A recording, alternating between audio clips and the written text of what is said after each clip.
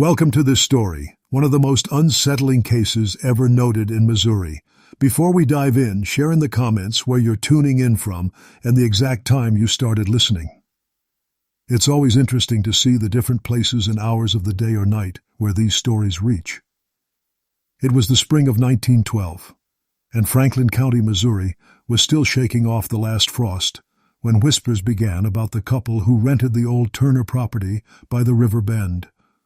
The house had stood vacant for nearly 3 years, a sagging frame of clapboard and shadow.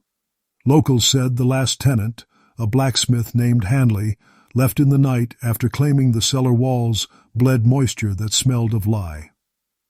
The new renters arrived quietly, Mr. and Mrs. Corbin, a man in his late 30s and a woman whose age no one quite agreed on. Some said she was his sister, others his wife.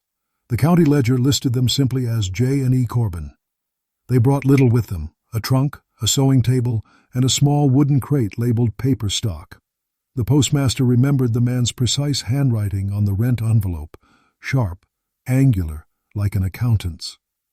The woman spoke little but carried herself with a kind of rigid dignity, a presence that unsettled the grocer's wife when she tried to exchange pleasantries.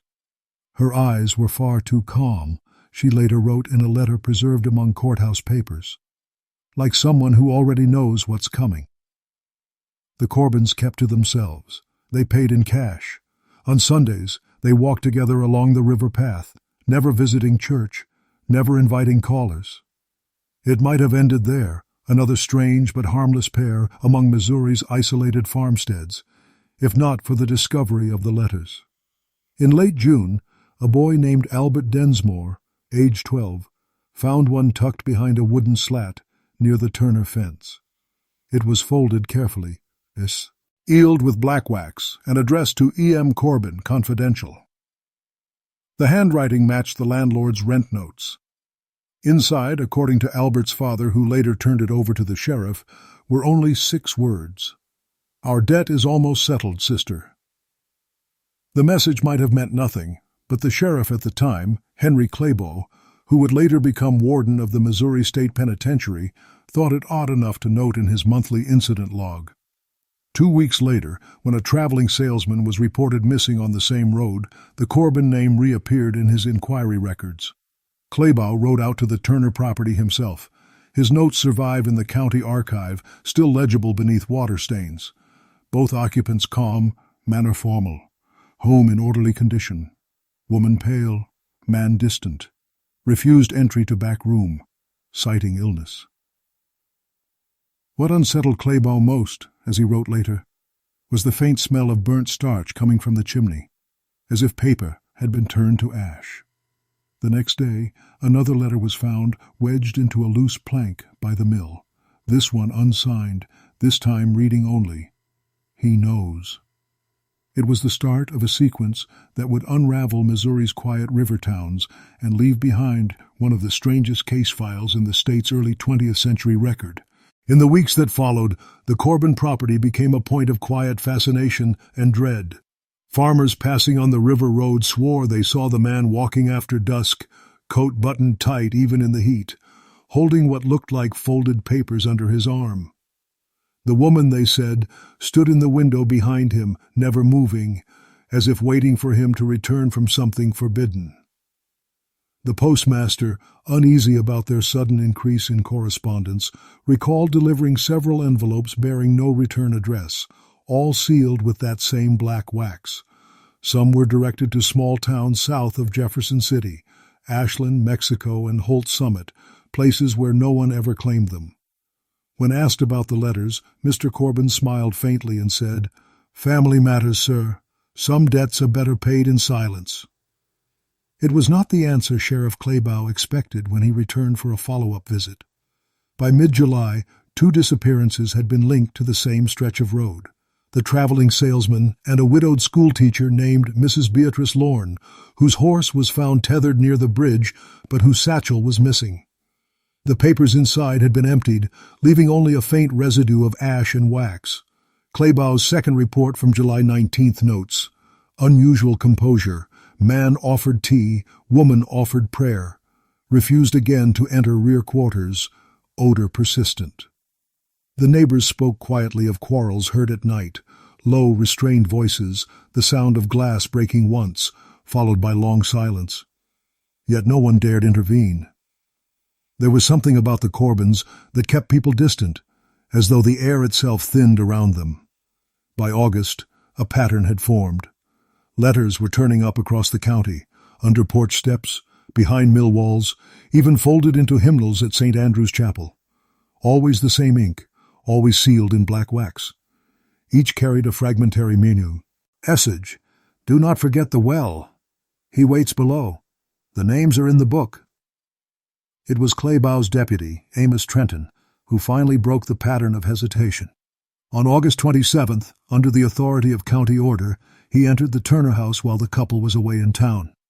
His affidavit, preserved among the old penitentiary files, describes a narrow hall that opened into a rear room cluttered with paper scraps, empty jars, and a small iron stove.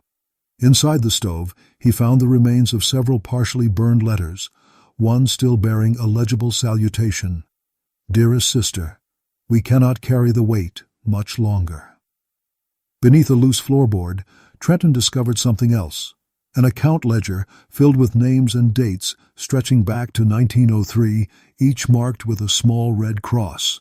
He brought it directly to Claybaugh, who recognized at least two of the names as persons missing from neighboring counties. By nightfall, the Corbins were under discreet watch, though no formal charge had yet been filed. The sheriff noted privately, "I have seldom seen two souls so calm under a gathering storm. They act as if they await it." The letters, it seemed, had only begun to speak. When Sheriff Claybaugh returned to the Turner property in early September, the air had already begun to change.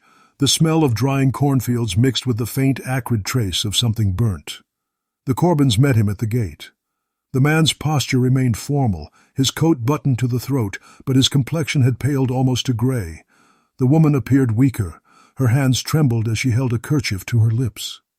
Claybaugh, as recorded in his later correspondence with the Missouri State Penitentiary's clerk, remarked that the pair appeared sleepless, burdened by an unseen correspondence.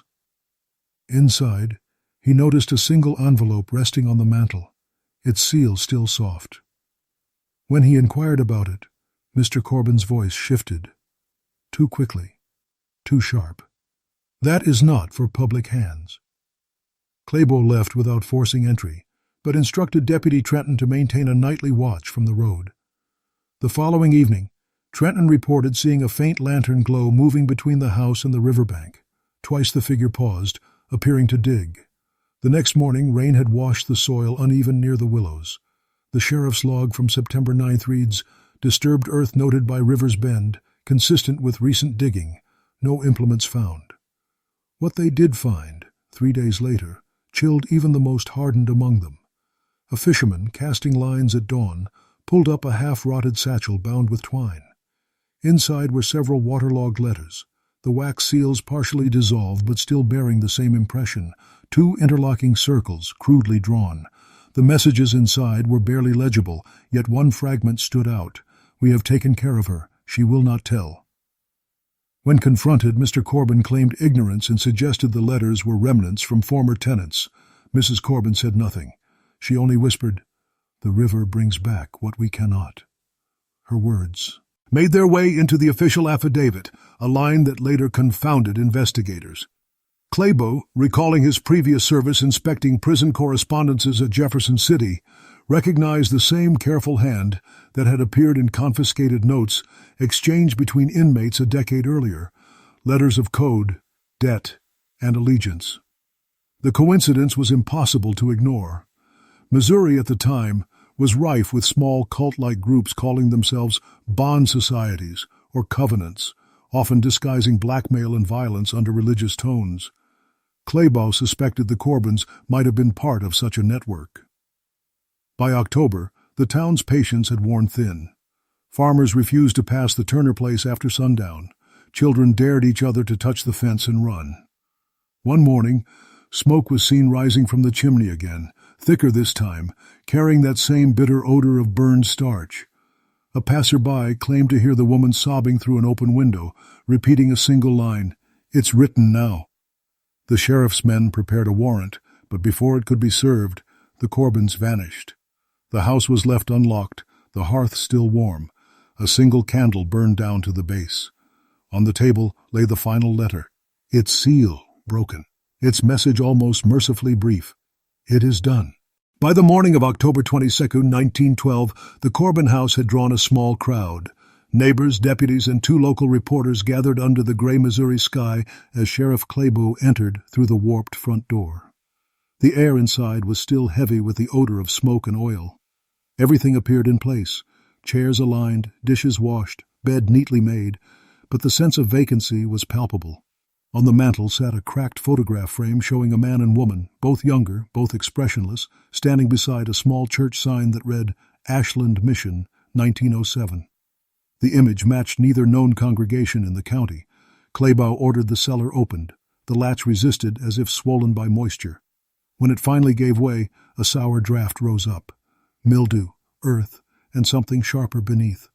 In the far corner, half concealed under a plank, they found what the sheriff's record described only as a cavity approximately 3 feet wide and 2 feet deep, containing traces of paper pulp and cloth fibers.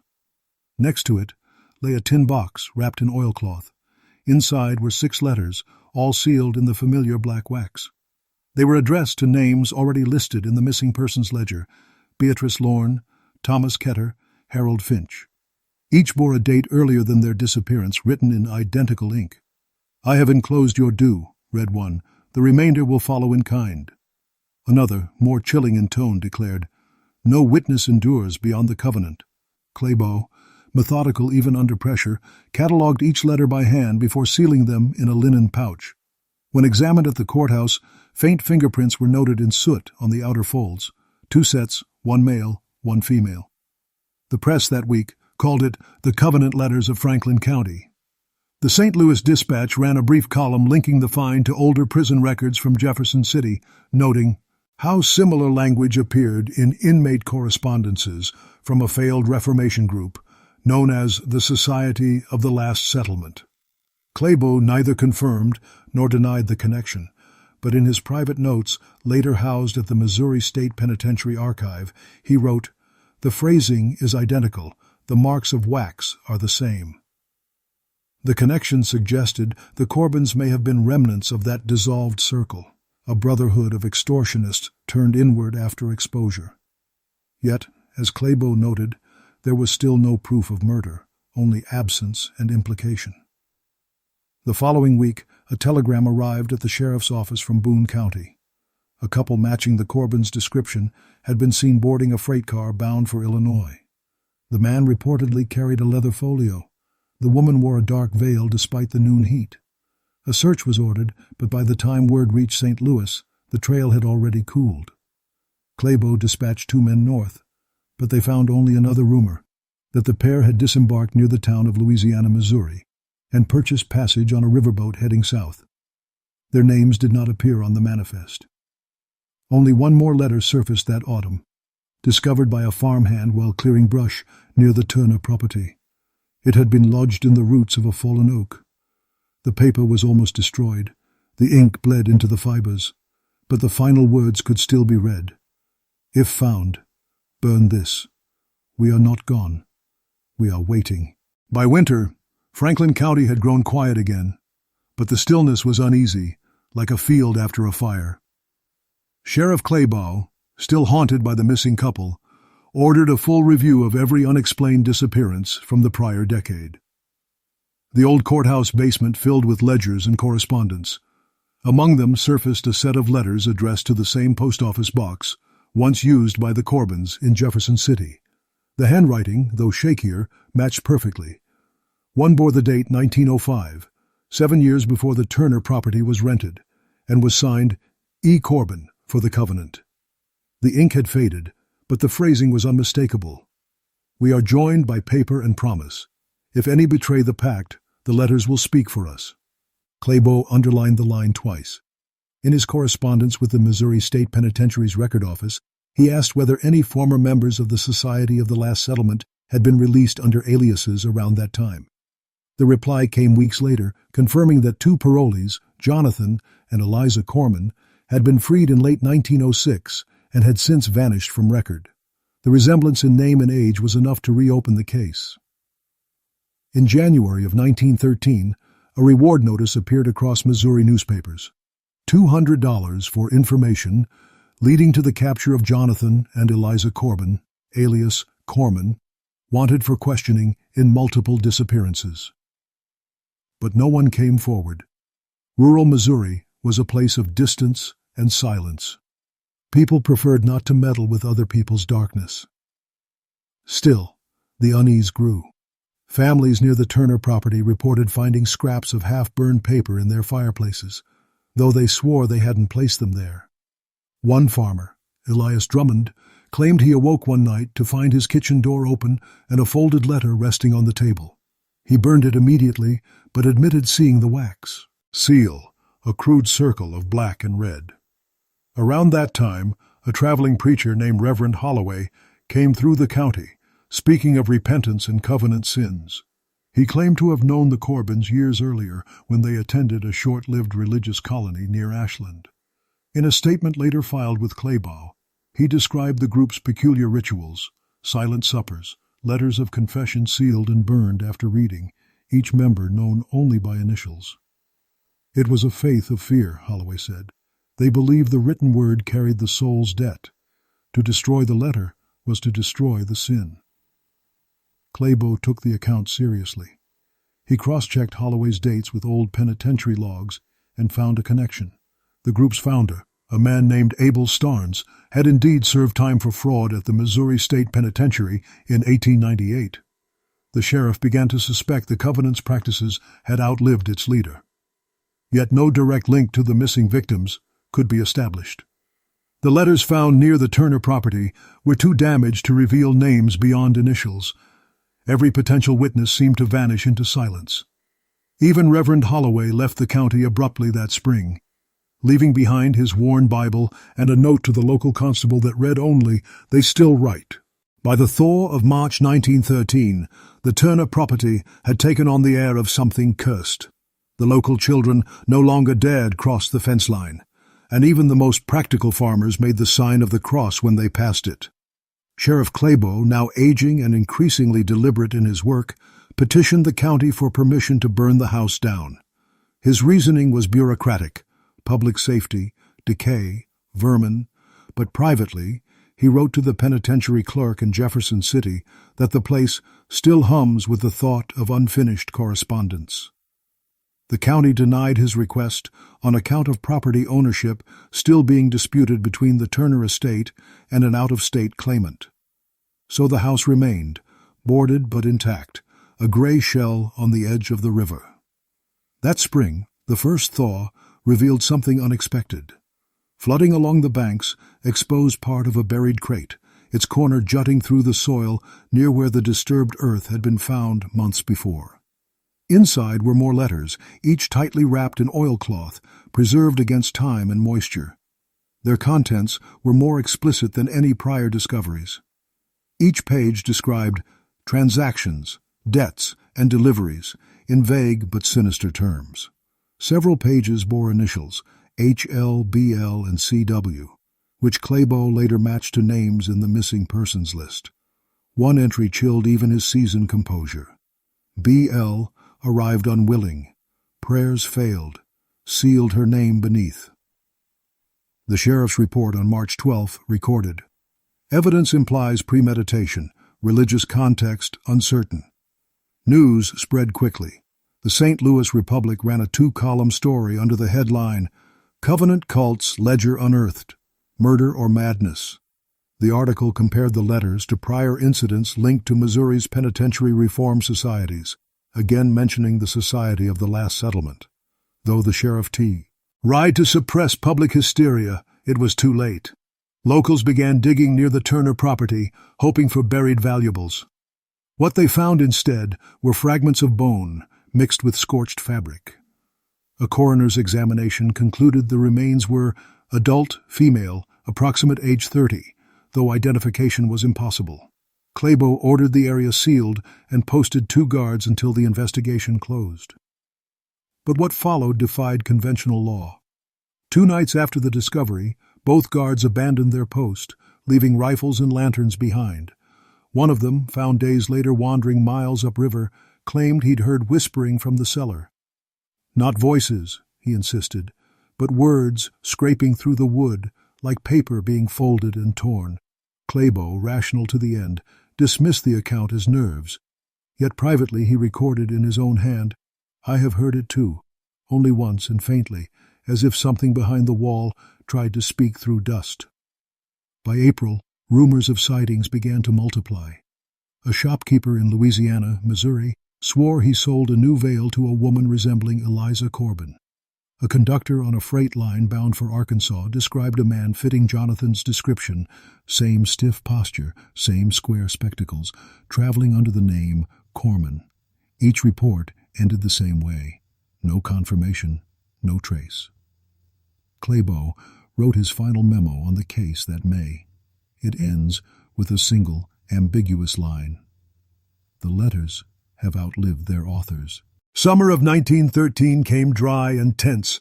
Missouri's fields cracked under the sun, and even the cicadas seemed quieter.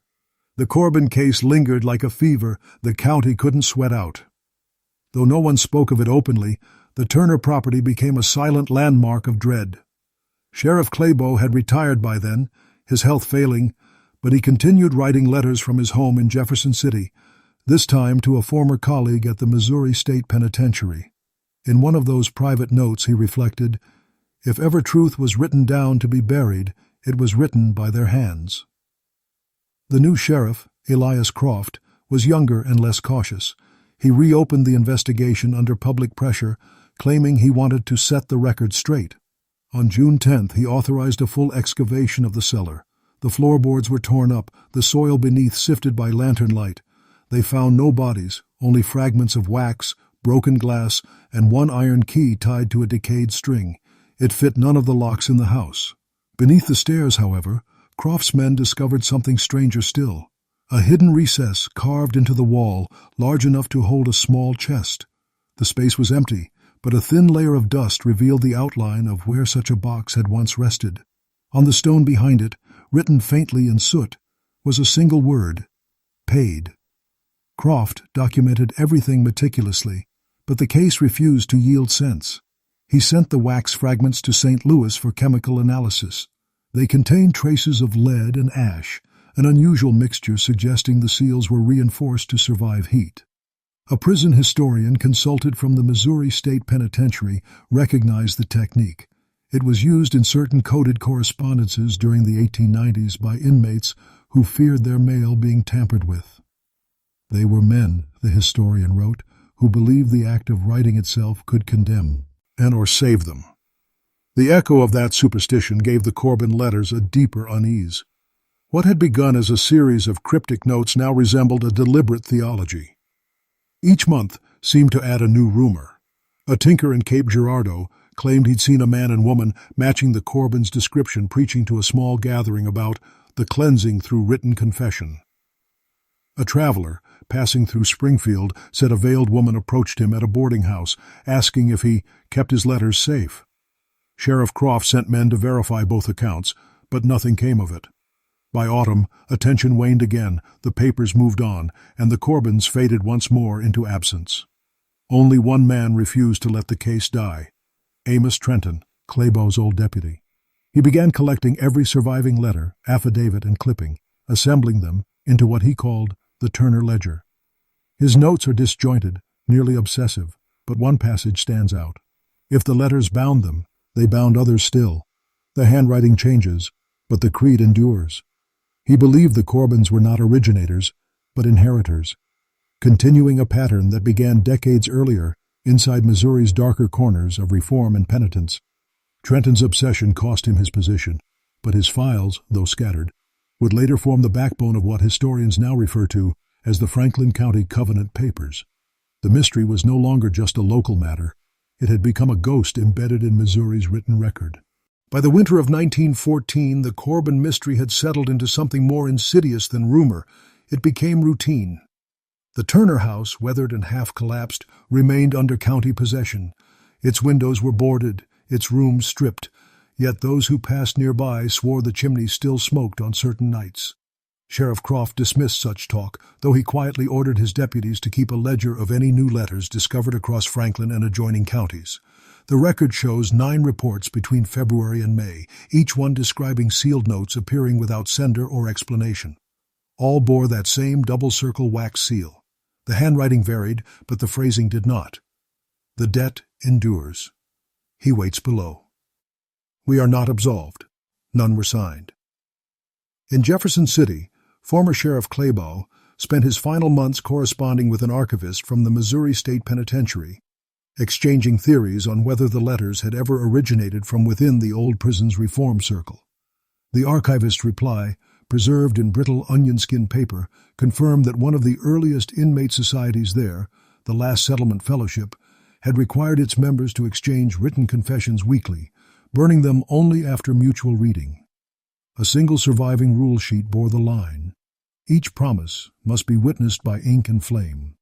Claybaugh underlined it twice in his margin, and wrote beside it, "The Corbins kept it alive." Back in Franklin County, Deputy Trenton continued his unofficial investigation, despite losing his badge. Locals described him as a man worn thin by obsession, wandering fields with a lantern long after dark. He claimed to be mapping where each letter surfaced, believing the pattern formed a path leading back to the original Covenant site near Ashland. His notes from April 1914 mention visiting the ruins of a chapel there, abandoned since 1908. He found charred hymnals, pages fused together, and a carved lectern marked with the same 2 interlocking circles. Beneath the pulpit, he uncovered a small recess filled with ash and fragments of melted wax. Trenton returned to Franklin with his findings, convinced the Corbins had been disciples of a larger design, a dying remnant of a penitential order that had collapsed after exposure. He petitioned Sheriff Croft to reopen the file under a new category: religious conspiracy and correspondence. Croft refused, calling it a scholar's ghost chase. Within a month, Trenton vanished. His room at the boarding house contained nothing but a notebook and a single unsealed envelope on the desk. The letter inside bore the same wax mark, this time in gray instead of black, and read simply, "Your map is complete." After that, the official investigation ceased. The Turner property fell into neglect. Children used its fence posts for firewood, and each spring the river claimed a little more of its foundation. Yet every few years, someone found another letter, always half-buried, always unreadable, but unmistakably theirs. One discovered in 1916 by a farmhand near Washington, Missouri, ended with a line that still appears in local folklore pamphlets. The paper remembers it. By 1917, the story had grown too large for Franklin County to contain. It traveled through Missouri's back roads in the form of retold fear, each town reshaping it slightly until the Corbins became myth. To some, they were penitents seeking redemption through writing. To others, they were murderers, cleansing guilt through ritual. The newspapers had long since turned elsewhere, but among county clerks and archivists, their case files still moved quietly from hand to hand, annotated and expanded. The earliest carbon copies mention the involvement of the Missouri State Penitentiary again, referencing an inspection document signed by one H.D. Claybaugh, warden, Ret. His marginal notes, dated just before his death, read, "They learned it here. The letters began as confession. They turned confession to currency." Claybaugh died 2 weeks later, his final papers sealed in the state archive. Sheriff Croft, tired of the lingering unease, finally ordered the Turner property razed that same year. The demolition was carried out by a small crew of convicts on loan from Jefferson City, supervised by county deputies. The process took 2 days. On the first, the house gave way easily, dry beams splintering, plaster falling in clouds. But on the second, as they reached the cellar, one of the men uncovered a recess within the stone foundation. Inside lay a glass jar sealed with wax, miraculously intact despite the years. Within the jar were several folded pages, their ink barely visible. The deputy who opened it later testified that the paper disintegrated almost instantly in his hands, leaving only a smear of blackened residue. He swore he saw faint handwriting before it vanished. He forgives nothing written. The jar and fragments were catalogued but later lost in a courthouse fire the following spring. After the demolition, the property was left bare, marked only by a single post wedge, ere the front gate had stood. Locals said no grass grew there for years. A preacher traveling through the area in 1918 claimed he stopped at the site to pray and found a folded scrap of paper caught against the roots of a tree. It bore a few scorched words, "Paid in silence." He burned it, fearing blasphemy. The next morning, his wagon wheel cracked clean in half as he passed the river bend. The story followed him for years. Meanwhile, in the archives at Jefferson City, a clerk sorting Claybo's personal correspondence found an unfiled note written in his own hand. "If any new letters appear after our time, remember, they were not sent. They were found." The note was unsigned, and no one could determine whether it was a warning or an instruction. By the early 1920s, only a handful of the original witnesses remained. Some still claimed to receive folded letters in their barns or kitchens, though no handwriting was ever proven to match. The black wax seals had evolved too, some red, some gray, others stamped with 2 overlapping rings instead of circles. The phrase remained constant: "The debt endures." It was as if the words themselves were carried by the land, spreading through the paper and soil, finding anyone willing or unlucky enough to open them. By 1921, Missouri had changed. New roads, new crops, and the lingering memory of war, but the old stories still moved quietly beneath the surface. The Corbin letters had become something half remembered, half denied, a tale people mentioned only when the lamps burned low. A few archivists in Jefferson City began to catalog the surviving materials into what they called the Franklin Correspondence File. Most of it was incomplete: charred envelopes, faint ink, affidavits missing pages, but one note in the collection stood out: a short memorandum written by a prison chaplain in 1906, years before the Turner events. It mentioned 2 reform inmates who took too literally the covenant of paper. Their names were Jonathan and Eliza Corman. The archivist who found the note scribbled in the margin, possibly the same as Corbin. Around that same year, a new owner purchased the abandoned Turner lot. His name was Samuel Dent, a carpenter from Union, Missouri. Dent intended to build a barn and clear the remaining rubble, but within a week of work his laborers quit, claiming their tools went missing overnight. One man swore he'd found a folded letter nailed to a beam before dawn, though it turned to ash when touched. Dent dismissed it as superstition, but when he began laying the foundation, he struck something buried, a rusted box no larger than a Bible. Inside were the remains of 6 letters, all fused together, impossible to separate.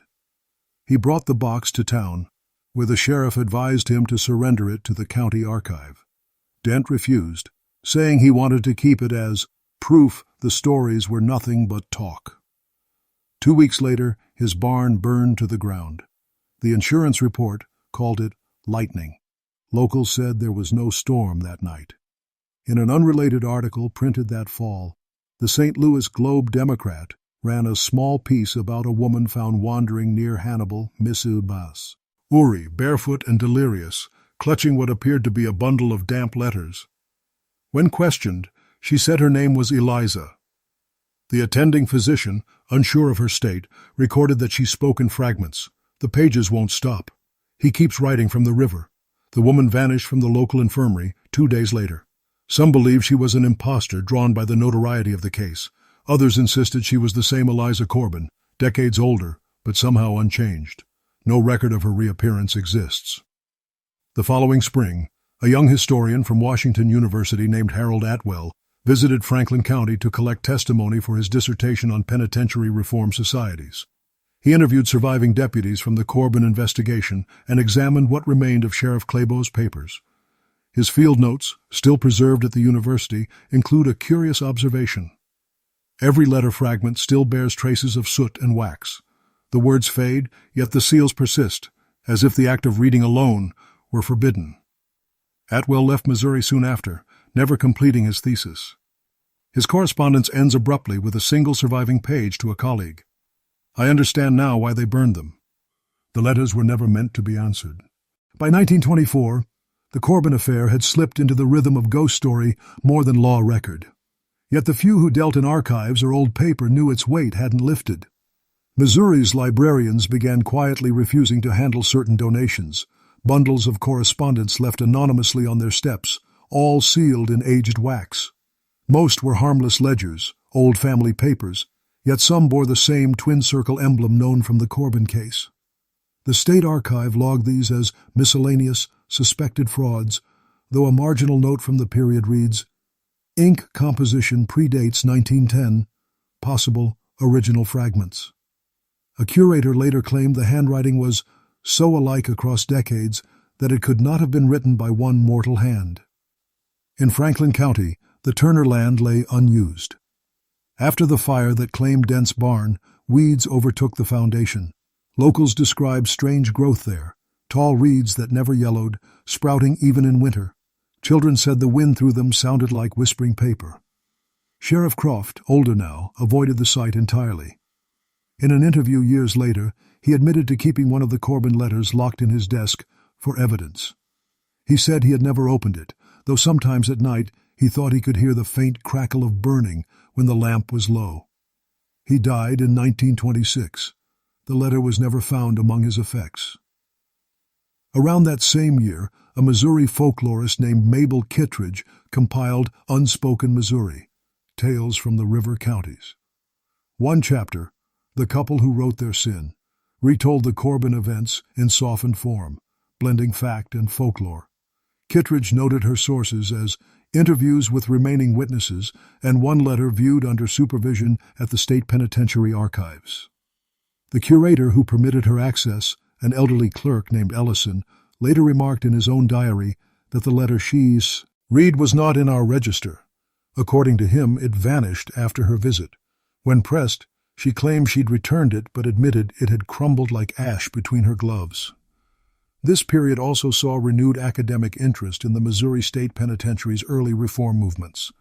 A 1927 paper from a St. Louis sociologist drew parallels between the Covenant letters and genuine practices once used among Reformation inmates: confession through writing, sealed exchange, destruction by fire.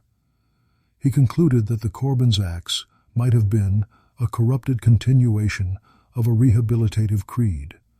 Yet he ended his essay with an uneasy sentence: "The moral debt, once written, persists." The paper received little attention, but became a private fascination for a new generation of local historians who saw the Corbins as a study in guilt, obsession, and written permanence. By the late 1920s, no one alive could claim first-hand knowledge of Jonathan or Eliza Corbin. Their birthplaces, aliases, and graves, if they had them, remained unrecorded. But their story endured in fragments: a burned letter unearthed near the old Turner lot after a flood, a gray seal found lodged in the floorboards of a farmhouse miles away, a photograph half erased showing two figures in dark coats standing by the river. The land remembered them in silence. And the letters, even when unread, seemed to rewrite the soil itself. The following decade brought new roads and power lines to Franklin County, but progress did little to erase the stain left by the Corbin case. In 1931, the Missouri Historical Review published a short inquiry titled The Covenant Letters, a Study in Moral Contagion. The author, a professor named Dr. Ernest Halbrook, had gained permission to examine what few artifacts remained of the investigation. He visited the Missouri State Penitentiary to review Claybaugh's archived correspondence, hoping to trace the language used in the Corbin notes. What he found instead was disquieting. Many of the warden's personal papers, specifically those referencing inmate societies or confession rituals, had been removed or redacted. The absences, Halbrook wrote, formed their own confession.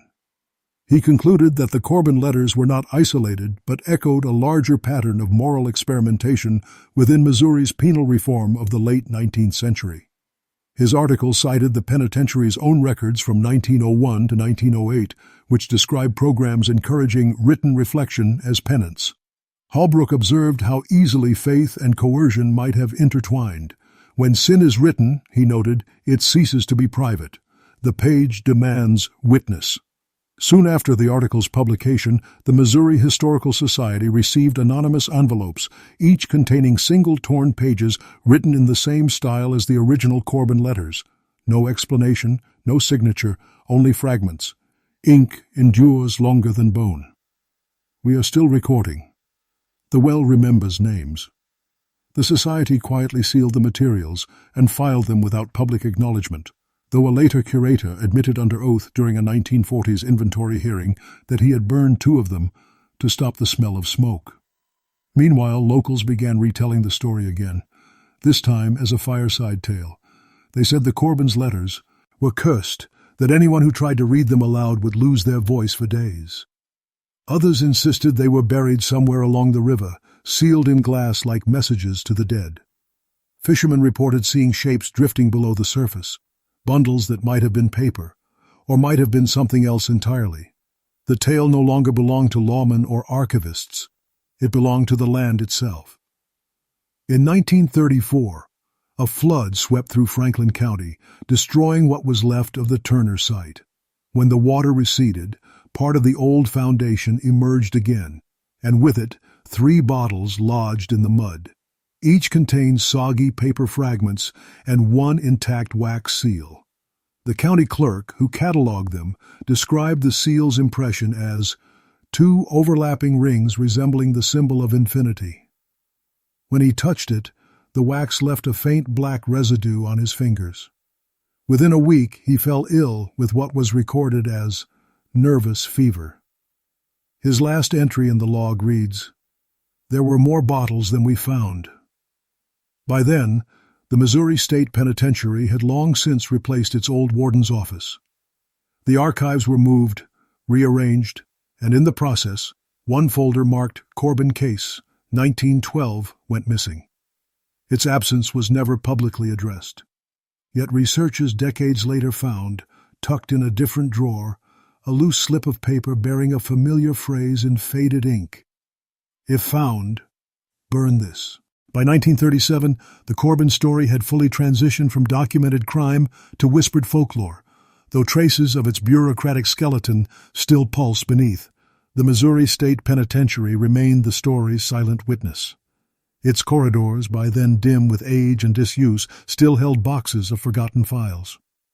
A junior clerk named Robert Leland stumbled upon one such file while transferring records to a new cabinet. Inside was a folded scrap of brittle parchment marked in charcoal. Turner, last of the ledger. Beneath it, in the familiar precise handwriting of old Sheriff Claybo, was a list of dates ending abruptly in 1913. Next to the final entry, a faint note read, "He forgives by ink." The file's origin couldn't be traced. Its number didn't match any state index. Leland, unnerved, sealed it in an envelope and filed it again, deeper this time, under miscellaneous. He later confessed to a colleague that every time he passed that cabinet, he smelled faint smoke. Around this time, old Deputy Amos Trenton's notebook resurfaced through a private collector in St. Louis. Its pages were warped from humidity, but the handwriting was clear. He had written of his final visit to Ashland in 1914, a detail never before recorded. He described meeting a woman near the ruins of the old chapel who identified herself as Sister Eliza. She spoke softly, he wrote, as if every word cost her breath. Her warning was brief. When one stops writing, another begins. Trenton ended the entry with the line, "If she spoke true, the covenant never closed." The notebook was purchased by a local historian who died before completing his planned monograph. The notebook itself disappeared soon after his death. Franklin County moved on, but the land remained stubborn in memory. People who built homes near the old Turner site complained of odd sounds at night, rustling like paper dragged along the ground, whispers that rose and fell with the wind. A farmer claimed that, when plowing, he turned up glass shards coated in black wax. He took them to town, but no one wanted them. He threw them into the river the next morning and swore the current carried them upstream. In the 1940s, a WPA surveyor charting the county's older foundations included a note on his map. "Former Corbin property, avoid after dusk. Locals refuse entry, reported unease." His field report, dry and methodical, closed with a peculiar observation. Strong magnetic readings near Old Well, possible metal deposits or other anomaly. The notation was dismissed as technical error, but a generation later, researchers who revisited the area reported the same readings. The story's final migration into legend came through oral retelling. By mid-century, the Corbins were described as ghostly correspondents haunting the river towns, her with a pen, him with a ledger. The two were said to appear to those who had written confessions and not destroyed them. In some versions, they merely watch. In others, they take the letters. A retired teacher who compiled these accounts in 1951 wrote, "It is the writing itself that binds them. Paper is their prayer, ink their witness." She ended her notes with a line no one could later explain. The pages are still arriving. By 1953, nearly half a century after the Corbins' disappearance, the Missouri State Penitentiary underwent renovations that unearthed forgotten storage rooms sealed since before World War I. Workers clearing dust in crates stumbled upon a wooden chest marked property of Warden H.D. Claybo. Inside were ledgers, rusted keys, and a dozen sealed envelopes stacked in bundles of 3. Each was stamped with the same twin circle emblem. The handwriting on the labels matched Claybo's unmistakably. Confiscated. Turner Case, 1912. A supervisor ordered them turned over to the state archives, but the transfer record shows only 10 envelopes received. 2 were missing. Of the 10, 6 contained administrative notes, 2 were blank, and 2 were filled with tightly folded papers, fused together by age and soot. When archivists attempted to separate them, the ink ran like blood through thin parchment, forming illegible streaks. A faint smell of burnt starch filled the room. One archivist later wrote in his diary, "The writing came back as if it wanted to be seen again." The rediscovery reignited limited academic interest. The University of Missouri's folklore department sent a researcher named Ruth Madsen to compile oral accounts still circulating along the Franklin and Callaway County borders. She interviewed elders who remembered their parents' stories of the letter couple. Most recalled the same pattern: black wax, secrecy, the words, "the debt endures." But one elderly man added a chilling variant. "They said the woman didn't die," he told her. "Said she kept writing even when he stopped answering. And when he did, he wrote from the ground." Madsen included the quote in her field report, but appended a note in pencil. Speaker claims his father received a letter in 1928, signed only E, could not produce it. The Corbin story by now had blended seamlessly into Missouri's UNES. The current of haunted history, spoken of alongside river drownings, abandoned mills, and disappearances that no one cared to verify. Yet something about this case resisted closure. Madsen's research revealed a curious recurrence. Nearly every county adjoining Franklin recorded at least one instance of unexplained letters appearing in barns, attics, or drawers between 1908 and 1930. Many of them sealed in black or gray wax. The handwriting differed, but the phrasing and tone were eerily consistent, measured, moral, and coldly formal. "They wrote," she observed, "as if the reader had already sinned." When she presented her findings in 1956, she closed with a statement that unsettled her peers. The Missouri State Penitentiary may have taught men to confess through writing, but the Corbin correspondence turned that lesson into inheritance. She suggested that the letters had become a form of contagious ritual, an idea spreading through the simple act of being read, rewritten, and hidden again.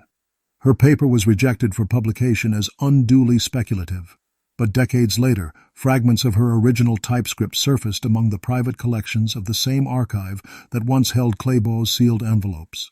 On the back of her title page, in handwriting not her own, someone had scrawled, "Received. The ink remains faithful." By the early 1960s, what little remained of the Corbin evidence was boxed and shelved in a forgotten corner of the Missouri State Archives.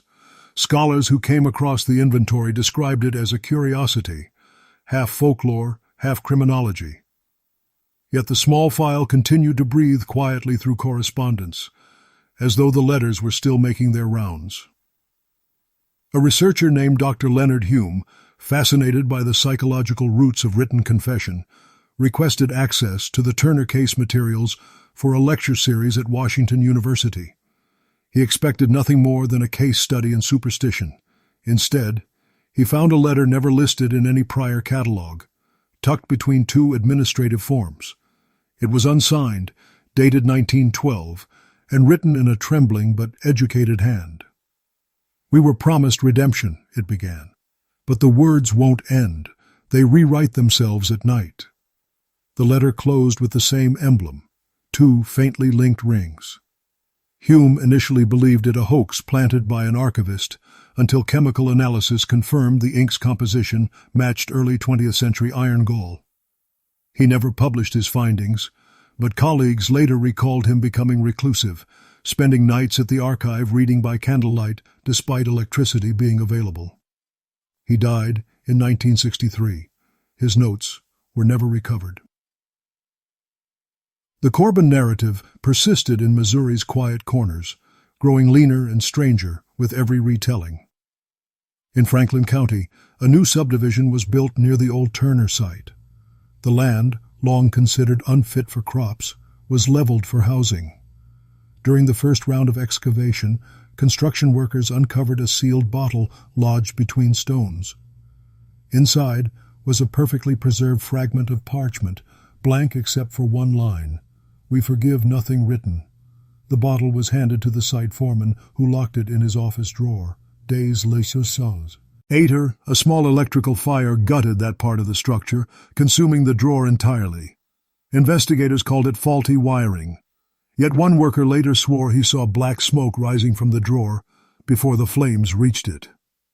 By 1967, the case briefly returned to public notice when a regional magazine ran an article titled "The Missouri Letter Murders: Forgotten or Forgiven." The piece was mostly speculative, relying on folklore more than fact, yet it reintroduced the names Jonathan and Eliza Corbin to a new generation. The author noted their connection to the old penitentiary's moral reform programs and quoted excerpts from Claybo's surviving notes. "If the letters bound them, they bind others still." The article concluded with an eerie suggestion that the remaining letters, though still buried or hidden, might one day resurface. Readers dismissed it as Gothic fiction, but within weeks, the magazine received an envelope containing nothing but a single sentence typed on plain paper: "You have printed what was meant to burn." No return address, no signature. A decade later, when Missouri modernized its archival catalogs, the Corbin file was marked for destruction due to redundancy. The archivist tasked with discarding it refused, citing unresolved provenance. He sealed it instead in a plain gray folder labeled "Restricted Access." The folder remains unlisted in the public index. Employees refer to it privately as the ledger drawer. Occasionally, a new hire sorting files will mention hearing a faint scraping sound when pulling it open, as though something inside were unfolding. And each time, without exception, the lights flicker for a moment, just long enough for the ink to feel alive again. By the late 1970s, the Corbin affair had aged into myth. Its facts diffused through rumor, its documents half-believed. Yet in Missouri's historical backrooms, the story refused to die. In 1978, a television crew from Kansas City sought to film a short documentary on forgotten American mysteries. They gained permission to shoot inside the Missouri State Archives, where the restricted file, the ledger drawer, was kept. Footage from the day survives only partially. A reel stored at the University of Missouri's Media Vault captures the moment the producer, a man named Ellis Ford, opened the gray folder before the camera. Inside were only 3 items: a photograph of the Turner property ruins, a folded parchment, and a brittle envelope sealed in black wax.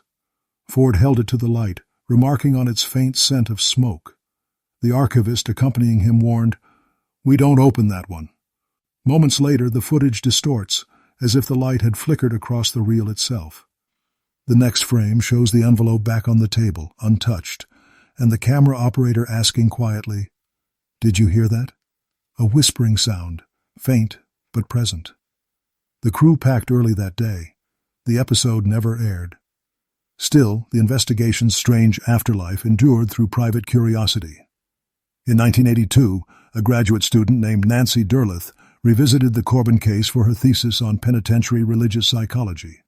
Her research linked the Corbins to early inmate self-reform circles inspired by evangelical pamphlets circulating near Jefferson City in the 1890s. One of those pamphlets, The Covenant of the Written Word, preached salvation through inscription, confession by ink, and destruction by fire. Derleth hypothesized that Jonathan and Eliza Corbin were among its followers who twisted the doctrine into obsession. She described their crime not as murder, but as an erasure, a ritual meant to dissolve sin by obliterating the evidence of it. The thesis committee rejected her paper as too speculative, citing insufficient corroboration. Months later, she withdrew from the program, claiming the project had followed her home. Her advisor received a final note written in Derleth's hand, but unsigned. The letters still arrive. Sometimes they're blank. Sometimes they know your name. By the late 1980s, the Corbin legend became a local curiosity again. A small museum exhibit in Franklin County displayed reproductions of the original letters, careful to note they were faithful facsimiles. Yet visitors began reporting strange sensations: static in the air, faint burning smells, paper edges curling as if near flame. The curator dismissed it as humidity, though his logbook shows he requested a dehumidifier 3 separate times. In a letter to the State Historical Society, he wrote, "The originals are gone, yet the replicas seem to age overnight." The society never replied. At the Missouri State Penitentiary, now partly decommissioned, a few older guards told newer staff about the Corbins when lights dimmed during storms. They said the story wasn't about murder or faith, it was about permanence. They wrote to outlast dying, one retired warden told a visitor, and maybe they did. The prison kept their ghosts on paper. Years later, during the penitentiary's conversion into a museum, one display cabinet inexplicably cracked from within. The label read simply, "Covenant Correspondence, circa 1912. On the floor below the glass lay a single gray wax fragment, shaped like 2 interlocking rings. By the 1990s, Missouri had grown accustomed to its own ghosts. The penitentiary had become a museum. The Turner land was long since lost to the river, and the Corbin story rested quietly in archives, waiting for the curious. Yet curiosity, as history often proves, is a form of invitation. In 1994, a local journalist named Thomas Keene undertook a column called Forgotten Missouri, dedicating a piece to the letter couple of Franklin County. Keene's style was skeptical, even mocking. He dismissed the letters as moralist inventions meant to scare penitents straight, claiming the entire affair was exaggerated by a generation of lonely archivists. The column printed on a Sunday. By Monday morning, Keene phoned the newsroom claiming someone had slipped an envelope under his office door. It was old, yellowed, sealed in black wax. Inside was a single sentence typed on thin carbon paper: "Ink forgives nothing." Keene assumed it a prank and kept the envelope pinned above his desk. 2 weeks later, a small electrical fire gutted the same newsroom. The article's files were among the few completely destroyed. Keene left the paper shortly afterward. In interviews years later, he described waking at night to the smell of singed paper. By the turn of the century, the story evolved into something more intangible, half folklore, half cautionary echo. Paranormal enthusiasts began visiting the ruins along the Missouri River, claiming to record faint sounds of scratching or whispering beneath the soil. One investigator, in a 2001 documentary, compared the tone to the tearing of paper soaked in water. Another swore they found a glass bottle near the site, corked and sealed with wax. Inside was no letter, only a curl of blackened ash. When opened, it released a faint scent of ink. The sample was sent to a laboratory at Columbia University. Its analysis confirmed the residue contained carbonized cellulose, burnt paper, aged nearly a century. The findings were never published. At the Missouri State Penitentiary Museum, the old Claybough files were finally digitized. A technician scanning documents reported something strange. When he scanned the final surviving Corbin letter, the digital image displayed faint words invisible to the eye, new phrases, incomplete sentences, as though written later over the original text. "We remain between the lines," one read. The technician, unnerved, deleted the image. A backup copy automatically archived the file, but when retrieved days later, the system showed it as corrupted. Title: Unreadable, PDF. By 2005, local historians revisiting early 20th century cult movements again stumbled upon the Corbins. One archivist summarized them succinctly. They turned writing into a ritual of disappearance. Her words felt apt. The story had no fixed shape anymore, part faith, part guilt, part ink that refused to fade. Yet through every retelling, one constant held. Those who handled the letters, even copies, often reported the same reaction afterward. A sense of being watched not from outside, but from within the page. A sense that something in the written word was still waiting to be read aloud. The Missouri River runs quieter now. The Turner site lies somewhere beneath its widening banks, swallowed by silt and time, the current carrying what the earth could no longer hold. Franklin County has long since paved its newer roads, but locals still slow down at the bend where the old house once stood. They say on fog-heavy mornings you can see a shape there, a faint outline of a porch rail, or the darker blur of two figures standing too close together, watching the water. The air smells faintly of starch and ash, like paper burned years ago. No one builds there anymore. The county map marks it only as Lot 17, unfit for use. At the Missouri State Penitentiary Museum, now a tourist site, one display remains oddly unchanged. A single gray folder sits in a glass case marked Restricted, the Turner correspondence. It is never opened. The label beneath lists nothing but a date, 1912, and a faded note attributed to Sheriff Henry Claybough. If found, burn this. Visitors linger before it longer than expected. Some swear they hear the faint hiss of paper when they move too close, as if something inside is breathing. The staff attribute it to the old air ducts, though no one ever volunteers to clean the case. In Jefferson City, a university archivist named Lorna Mears undertook the last known research on the Corbins in 2012, the centennial of their disappearance. Her report, prepared for a state heritage project, traced every surviving letter fragment, every mention in Claybough's correspondence, every post-war retelling. She concluded that what began as penitence became infection. Her appendix included a photograph of the last known letter fragment. Its ink faded almost white, but in the digital scan, faint words had appeared that were not visible on the paper itself. "We are still recording." The archivist dismissed it as artifacting from the scanner, though she noted privy in her journal that her office smelled faintly of burned paper for several days afterward. No conclusive evidence ever surfaced to prove murder, ritual, or conspiracy. The Corbins, if they ever truly existed beyond paper and rumor, remain unburied, half fact, half transcription error in the state's long memory. Yet their story endures precisely because it never ends. The letters still appear in whispers. A folded note on a library shelf, a scrap in a flood bank, a phantom page in a scanned file. The handwriting varies, but the message remains the same. Formal, distant, patient. And somewhere beneath Missouri's slow brown water, the current presses gently against the stones of what once was a cellar wall. The river sifts through earth and splinters of paper. If you stand close enough and listen past the wind, you might hear a soft, deliberate sound, like a pen tracing words on damp parchment. One more line added to the ledger that was never closed.